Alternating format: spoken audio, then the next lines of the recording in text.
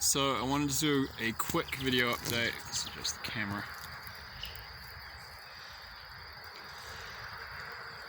About the dreams that I've had, the series of recurring prophetic dreams from the Holy Spirit regarding the details of the events coming in the near future, and I don't know when. Good lesson I've learned along the way. Just dates are tricky, you might as well forget about them. So I've been shown what time of year it happens, but the dates I have no idea, only God knows. And yeah, I've had at least 2 more dreams about these events in the last 2 or 3 months, and I'm still moving around a bit. It's just so freaking chaotic. It's hard to have a structured dream journal with all the details of what I was shown in my dreams on certain dates. I'm getting there. That's now finally becoming a thing. I've got a horse coming over to check me out from my right hand side here. So I had a dream about roughly 5 weeks ago, and it was short, but there was some good useful detail in here, and it was of this kind that I mentioned recently, where the Holy Spirit shows me the same events happening in 2 different places, sort of overlaid.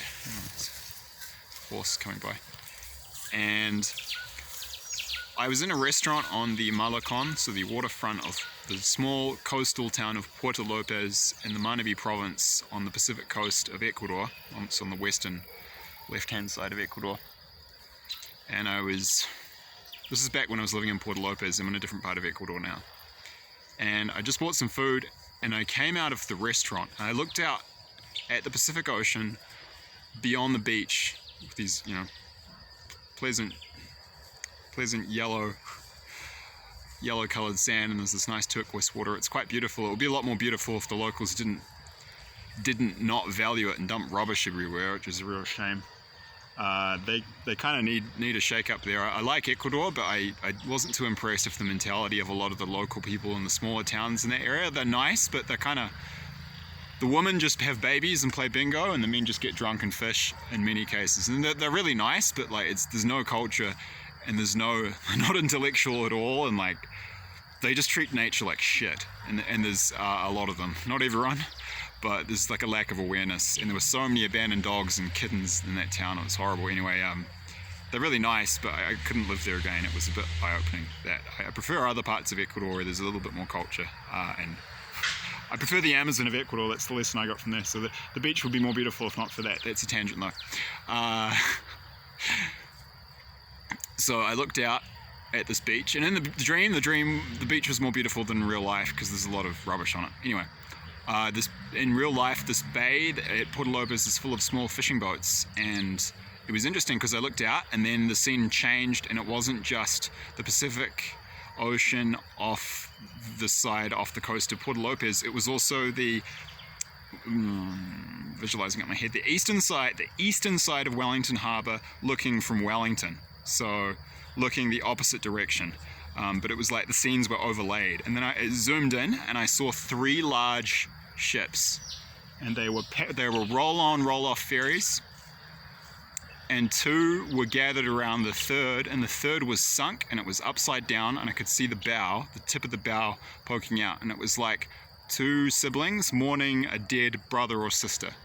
Now, this was the Holy Spirit showing me that one of the 3 interislander ferries, this is a confirmation, will sink and be destroyed and taken out in these events. Presumably it will be capsized and then sunk by the tsunami, and it was finished, it was dead. And I knew in the dream, and I had the sense that many people died when this happened. Not sure it was everyone, but a lot of people died. When that ferry sunk, I'm not sure if it's the Kaiarahi, the Kaitiaki, or the I think it's the Arateri they still have. They used to have the Arahanga and the Aratika and the Arahura, but they're all gone. So yeah, I'm not sure if it's the Kaiarahi, the Kaitiaki, or the Arateri, but one of them will sink. That's the information I was given there, and it's confirmation for me because I've had other dreams that seem to indicate that might happen, but I wasn't sure. It was a pretty clear indication that will happen. The reason it was overlaid of Puerto Lopez is, I haven't talked about this, but I've had a dream about a large tsunami that will hit that part of Ecuador in the near future, and I know at least 5 other people who have had the same dreams, so I will hopefully do a video about that in the future. That's a separate event, but there will be a very large tsunami that will hit that part of Ecuador in the future, and God has been giving many people from different nationalities who I've met in that area those dreams. The other dream I had about these events, quickly to finish off, was about 3 weeks ago I had a dream and I was in Aro Valley in Wellington, and I'll just hurry up because I don't have much storage space left. I could see the promontories. They looked like conglomerate, which is a type of rock, which is just, it's like rubble that's been mixed up, and it's just jumbled up rocks of all different sizes in a kind of matrix of clay. You can see this kind of rock at the Putangarua Pinnacles in the Wairarapa in New Zealand. You can look it up, but this is the kind of rock I was seeing.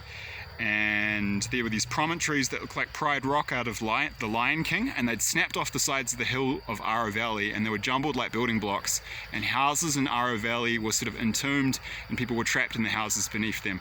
And I knew that this was in the aftermath of this enormous mega thrust earthquake and the associated tsunamis. So that was me being shown that there will be landslips in Wellington, and houses will be buried and people will be trapped. Presumably people will be killed when this happens. Also, the Kerei, the Maori Anglican priest and